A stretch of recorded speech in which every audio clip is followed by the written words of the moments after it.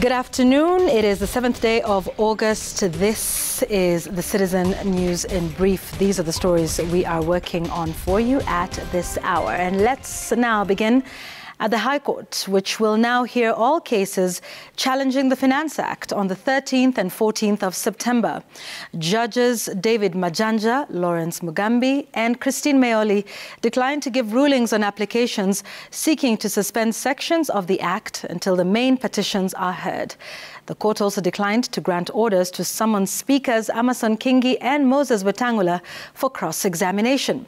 The court has, however, summoned the Epra boss, Dennis Kiptoo, to show cause why he should not be held in contempt for disobeying orders on the Act in July.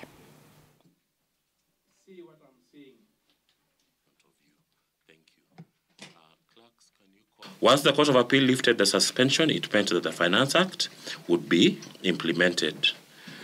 Although the court stated that the court could consider suspending specific provisions of the Act whose implementation would have an irreversible effect, and where parties cannot be refunded, we are not persuaded that we should exercise this jurisdiction at this stage, in view of the fact that those issues were all before the court when it made the decision. Must be recalled that this is a decision in rem, and it binds all the parties, whether they were before the court or not. So that the petitions are now scheduled for hearing, and it is on that basis that we decline to give any interim orders, because we believe those matters of conservatory orders were resolved by the Court of Appeal.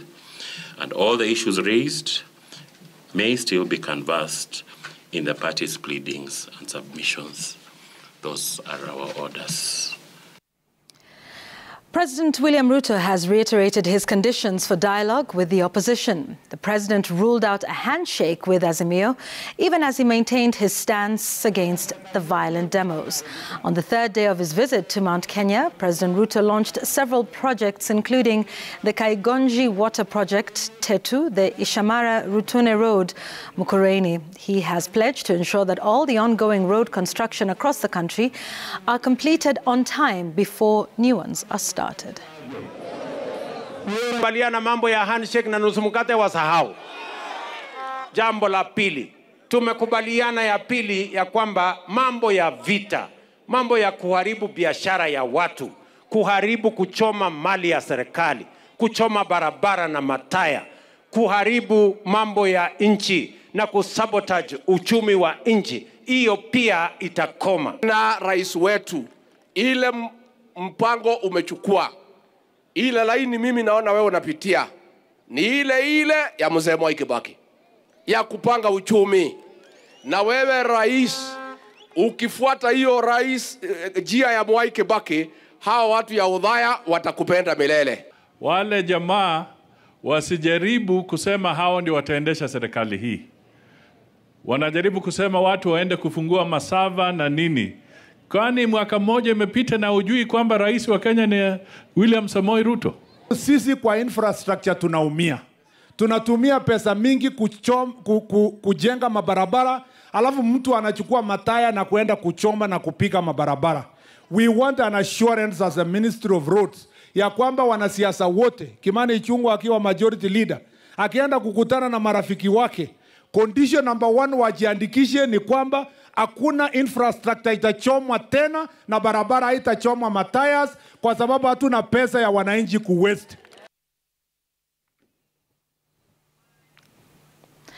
Calls for compensation dominated the memorial service for victims of the August 7th bomb blast in Nairobi, as victims and survivors commemorated the 25th anniversary of the attack. Azimio leader Martha Karua has called out the American government for failing to compensate Kenyan victims despite having compensated American victims of the attack. The Senate ad hoc committee chaired by Machakos Senator Agnes Kavindu is pushing for the compensation of the victims and promised to follow up the issue with the American government on behalf of the families. 213 people were killed and over 5,000 others injured in the August 7th, 1998 bomb attack that targeted the United States Embassy in Nairobi. Yes, we are friends. What could we have done as friends to ensure that there is closure for the victims? It's better late than never. Apart from the court battle, I think that a time has come when the two governments must sit together and see what can be done. As been aptly said here, Kenya took the bullet on behalf of the US. We cannot continue waiting for justice for the victims. That we are included in that fund that is already there, so that we can compensate our people once and for all. And I want to promise the Senate, standing for the government of Kenya, will leave no stone unturned until we see the compensation of our people. Residents from several villages in Leshau Pondo Ward in Ndaragwa County are living in fear following the rising cases of insecurity. The residents reported several cases of robberies, burglary and stock theft, and now want police to address those cases. Ndaragwa Member of Parliament George Gachagua, who visited the residents, has assured them of the deployment of more security officials to help fight crime. Sasa kilio yetu, nani yako karibu atusikie? Juu sasa tukikaa hivyo, si hata tutakutwa usiku. Tuitizwe kigufu. Sasa hakuna usaidizi wa askari. Tunalilia serikali iingilie hii mambo. Juu imesidi sana. Na wizi wa mifugo, ng'ombe, mbuzi, kuku, viazi na kadhalika. Ni mambo mingi juu, hata mambo ya nini. Kuna vitu kutoka kwa manyumba, ma TV, whatever.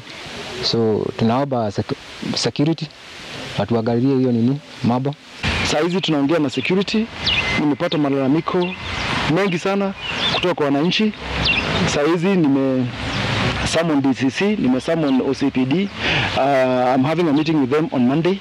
Tuone venye itaendelea. Ni vibaya sana mama mzee kukaa kwa nyumba akiogopa usiku atavamiwa na wao wezi, na sana wanaiba tu ya kwenda kukunywa pombe.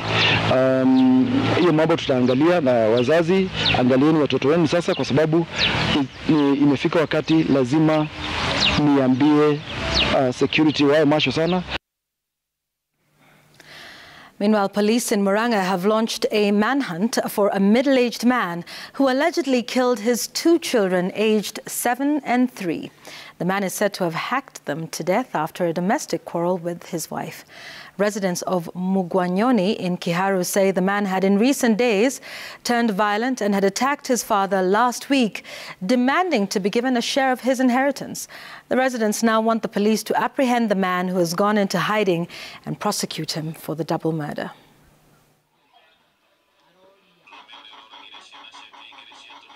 Tukakuta mtoto mdogo hapo kwa kiti. Hatukuona huyo mwingine.